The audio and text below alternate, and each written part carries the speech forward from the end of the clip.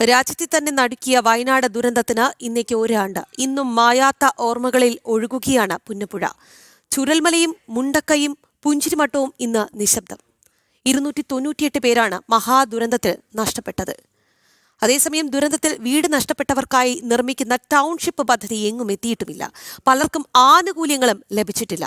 വിവരങ്ങളുമായി വയനാട്ടിൽ നിന്ന്, ഈ ദുരന്ത ഭൂമിയിൽ നിന്ന് അരുൺ കൊടുങ്ങൂരുണ്ട്. അരുൺ, അവരുടെ സങ്കടങ്ങൾക്ക് ഇനിയും അറുതി വന്നിട്ടില്ല. അവർക്കുണ്ടായ നഷ്ടങ്ങൾ നികത്താൻ സാധിക്കുന്നതല്ല. പക്ഷേ സർക്കാർ പോലും അവരെ അവഗണിക്കുന്നു എന്നുള്ളതാണ്. എന്താണ് അവർക്ക് നമ്മളോട് പറയാനുള്ളത് അരുൺ?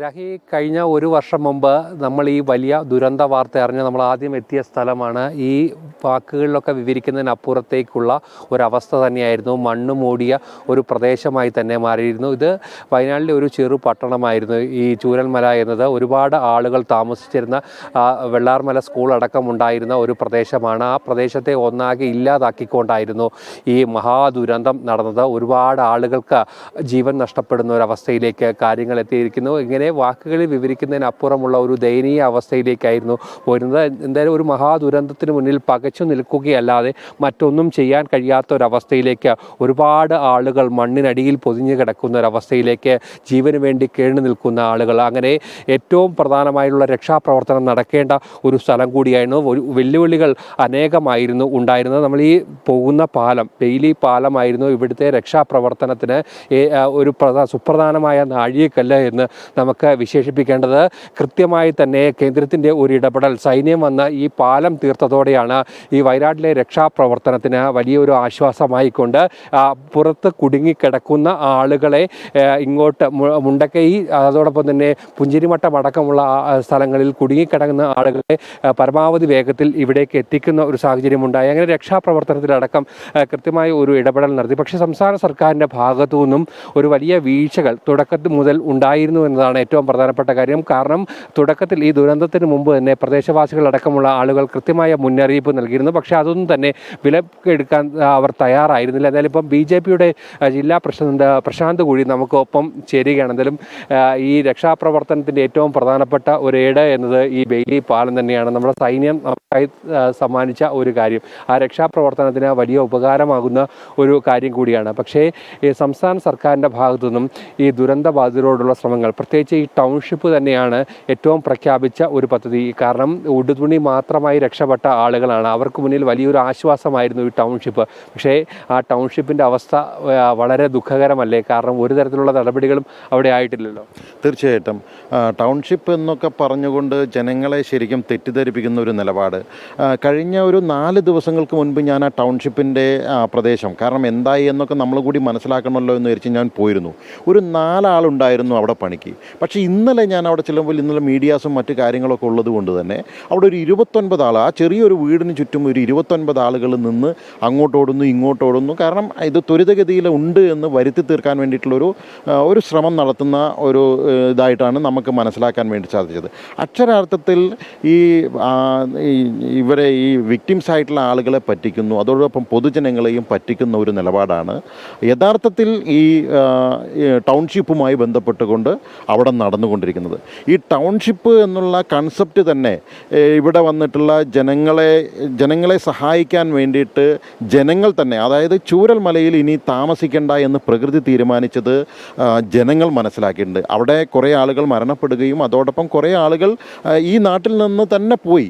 ഇനി ആ നാട്ടിലേക്ക് തിരിച്ചു വരണ്ട എന്ന് പ്രകൃതി തീരുമാനിച്ചത് പൊതുജനങ്ങൾ മനസ്സിലാക്കിയത് കൊണ്ടാണ് ജനങ്ങൾ കൈയഴിഞ്ഞ് അവനവൻ്റെ കയ്യിലുള്ള പണം സർക്കാരിന് കൊടുത്ത് വേഗം അവരെ പുനരധിവസിപ്പിക്കണം, ഞങ്ങൾ കയ്യിലുള്ള പണം തരാം, ഞങ്ങൾ കയ്യിലുള്ള ഭൂമി തരാം, ഞങ്ങൾ കയ്യിലുള്ള ഭക്ഷ്യധാന്യങ്ങൾ തരാം, ഇങ്ങനെ എല്ലാം ഈ നാട്ടിലെ ജനങ്ങളാണ് ഇതുവരെ ഈ ജനങ്ങളെ കൈപിടിച്ച് ഉയർത്തിക്കൊണ്ട് വന്നിട്ടുള്ളത്.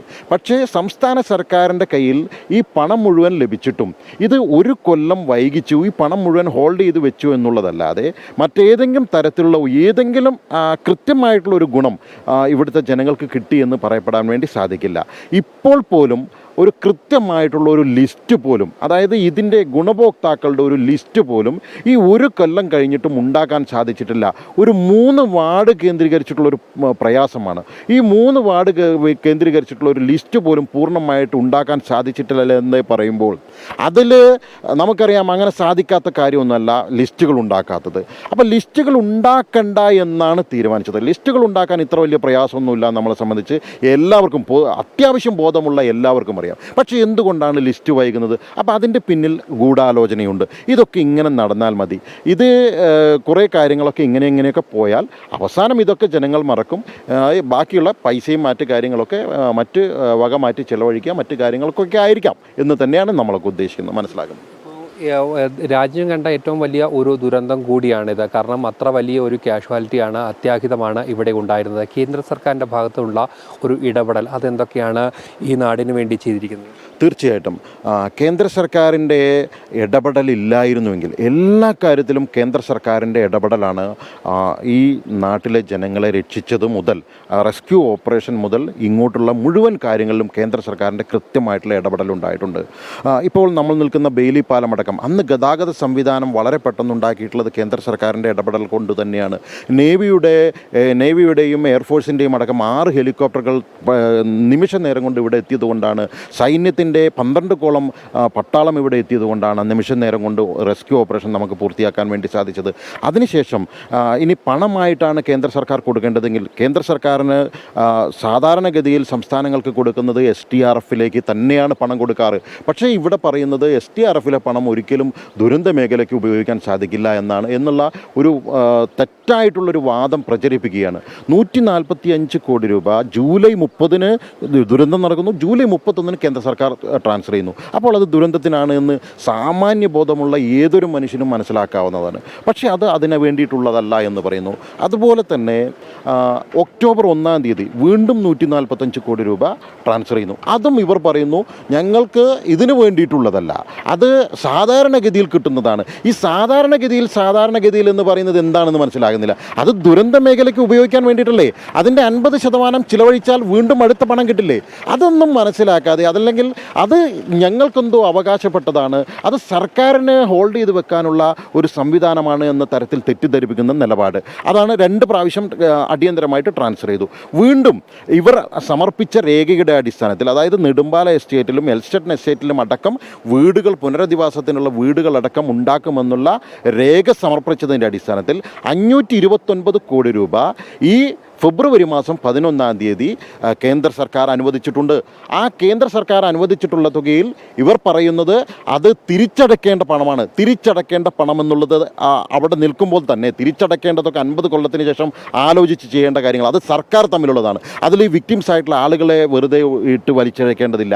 ഈ 529 കോടി രൂപയിൽ കേന്ദ്ര സർക്കാർ കൃത്യമായി നിഷ്കർഷിച്ചിട്ടുണ്ട്.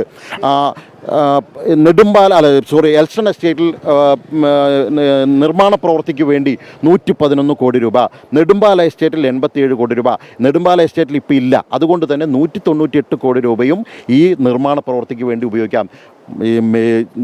ഡിസംബർ മാസം 31-ന് പൂർത്തീകരിക്കണം. അതുപോലെ തന്നെ ഫയർ സ്റ്റേഷൻ, മറ്റ് സംവിധാനങ്ങളെല്ലാം, അതായത് ഈ നാട്ടിൽ ഇനി പുനരധിവസിക്കാൻ വേണ്ടിയിട്ടുള്ള എല്ലാ സംവിധാനങ്ങളും കൃത്യമായിട്ട് പൂർത്തിയാക്കാൻ വേണ്ടിയിട്ടുള്ള 529 കോടി കണക്ക് കൂട്ടി നിശ്ചയിച്ച് കൊടുത്തിട്ടുള്ള തുക. ഇനി അവർക്ക് തികയില്ല, ശരിയായിരിക്കാം, ചിലപ്പോൾ അത് തികയില്ലായിരിക്കാം. അത് ചെലവഴിച്ച്, അല്ലെങ്കിൽ പകുതിയെങ്കിലും ചെലവഴിച്ചതിന് ശേഷം കേന്ദ്ര സർക്കാരിനോട് ആവശ്യപ്പെടാം. അത് കിട്ടിയിട്ടില്ല എങ്കിൽ കേന്ദ്ര സർക്കാരിനെ വീണ്ടും നമുക്ക് കുറ്റപ്പെടുത്താം. അതല്ലാതെ ഇതൊന്നും ചെലവഴിക്കാതെ, ജനങ്ങൾ കൊടുത്ത പണം ചെലവഴിക്കാതെ, കേന്ദ്രം കൊടുത്ത പണം ചെലവഴിക്കാതെ കുറ്റങ്ങൾ മാത്രം പറയുന്ന ഒരു സർക്കാരായി ഇതിനെ മാറ്റിയിരിക്കുകയാണ്. തീർച്ചയായും അതുതന്നെയാണ്. എന്തായാലും കേന്ദ്രത്തിൻ്റെ ഭാഗത്തു നിന്നും അടിയന്തരമായ ഒരു ഇടപെടൽ അത് തുടക്കത്തിൽ തന്നെ ഉണ്ടായിരുന്നു. ആ ഒരു കരുതൽ ഇപ്പോഴും തുടരുന്നു എന്ന് തന്നെയാണ് BJPയുടെ ജില്ലാ പ്രസിഡന്റ് പറയുന്നത്. എന്തായാലും വരും നാടുകളിലും പുനരധിവാസം തന്നെയാണ് ഏറ്റവും പ്രധാനപ്പെട്ട ചർച്ചയാകുക. കാരണം ഉടുതുണി മാത്രമായി ഈ ദുരന്ത ഭൂമിയിൽ നിന്നും പുറത്തേക്ക് പോയവരാണ്. അവർക്ക് അർഹമായ ഒരു നഷ്ടപരിഹാരം അത് കൃത്യമായി തന്നെ, പുനരധിവാസം കൃത്യമായി തന്നെ നൽകണം. അങ്ങനെയുള്ള എല്ലാ കാര്യങ്ങളിലും കൃത്യമായ ഒരു ഇടപെടൽ അധികൃതരുടെ ഭാഗത്തു നിന്നും ഉണ്ടാകണം. അത് തന്നെയാണ് ഈ നാടൊന്നാകെ, ഈ വയനാടിനെ സ്നേഹിക്കുന്നവർ ഒന്നാകെ ആവശ്യപ്പെടുകയും ചെയ്തിരിക്കുന്നത്. എന്തായാലും സർക്കാരിൻ്റെ ഒരു കരുണയുള്ള ഒരു പ്രവർത്തനങ്ങൾ തന്നെയാണ് ഇവിടെ ഇനി ആവശ്യമായി വരികയും ചെയ്യുന്നത്. രാഹി, ശരി അരുൺ, ജീവനും ജീവിതവും ഒക്കെ നഷ്ടപ്പെട്ടവരാണ്. സർക്കാർ ഈ കാണിക്കുന്ന അലംഭാവം അല്ലെങ്കിൽ അവഗണന 1 വർഷമാകുന്നു, ഇനിയെങ്കിലും ഒന്ന് നിർത്തൂ എന്നാണ് അവർ ആവശ്യപ്പെടുന്നത്. അവർക്ക് സർക്കാരിൻ്റെ കരുണ വേണം.